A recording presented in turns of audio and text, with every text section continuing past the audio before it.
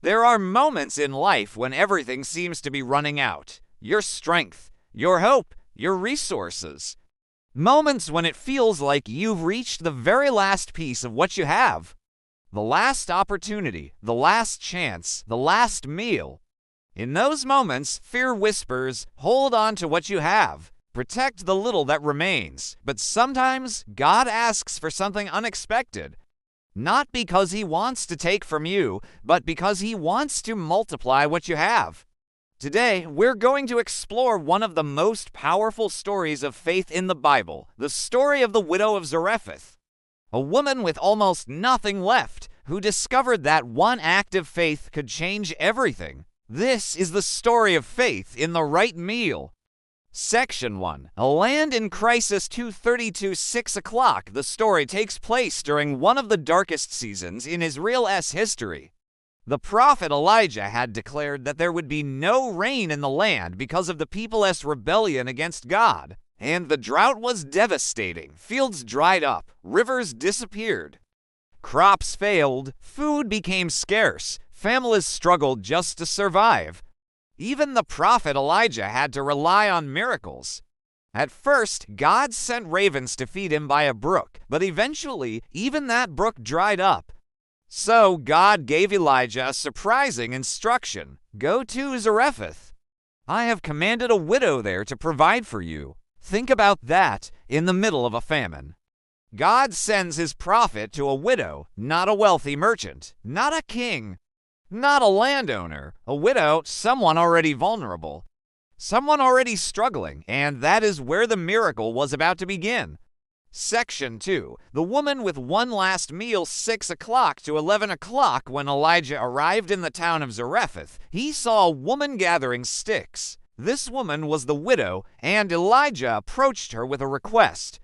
First, he asked for something simple. Please bring me a little water in a cup. She went to get it. But then Elijah asked for something harder. Bring me a piece of bread as well. And suddenly the truth came out. The widow turned and said something heartbreaking. I swear by the Lord your God, I don't have any bread, only a handful of flour, only a little oil in a jar. She explained her plan. She was gathering sticks to prepare one final meal for herself and her son. After that, they expected to die. Imagine the pain of that moment. A mother preparing the last food her child would ever eat. A mother facing the reality that tomorrow might never come.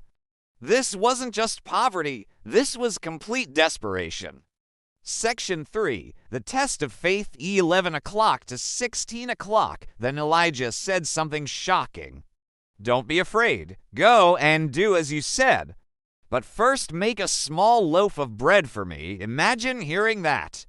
You have almost nothing left. You are preparing the last meal for your child, and someone asks you to give first.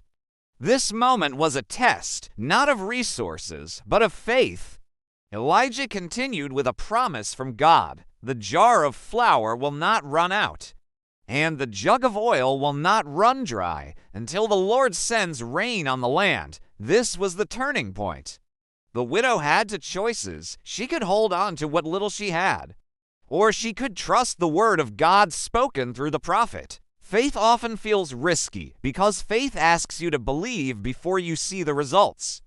And in that moment, the widow made a decision that would change her life. Section 4. Faith in the right meal 16 o'clock to 20:30. The widow chose faith. She went home. She used the last of her flour, the last drops of oil, and she made bread. But instead of giving it to herself first, she gave it to Elijah. That single act may not have looked impressive. It was just a small piece of bread, but spiritually, it was enormous. Because that bread represented trust. Trust that God could do the impossible. Trust that obedience would lead to provision. Trust that what she gave away would not destroy her future. And then the miracle happened. When she returned to the jar of flour, there was still flour. When she looked at the oil, there was still oil. Day after day, meal after meal, the flour never ran out. The oil never dried up. God sustained that household through the entire famine, all because of one act of courageous faith. Section 5. God multiplies what we release 20, 30 to 25 minutes and 0 seconds. The story of the widow of Zarephath teaches a powerful principle. God often multiplies what we are willing to release. Fear tells us to hold on tightly. Faith tells us to trust God with what we have. Notice something important. God did not give the widow a warehouse full of food. Instead, He provided daily provision. Each day the jar still had flour. Each day the oil was still there. It was enough for that day. And that's how God often works in our lives. He doesn't always show us the entire future, but He gives us what we need for today. Faith is not about seeing the whole plan. Faith is about trusting God with the next step. Section 6. The lesson for our lives: 25 minutes and 0 seconds to 28 minutes and 30 seconds. Many people today are standing where that widow once stood, feeling like resources are running out, feeling like opportunities are disappearing, feeling like hope is fading. But the story of the widow reminds us of something powerful. God is not limited by what you have. He is only looking for faith and obedience. Sometimes the breakthrough in your life begins with a small act, a small decision, a small step of trust. It might look insignificant to others, but when God is involved, small acts can create extraordinary miracles.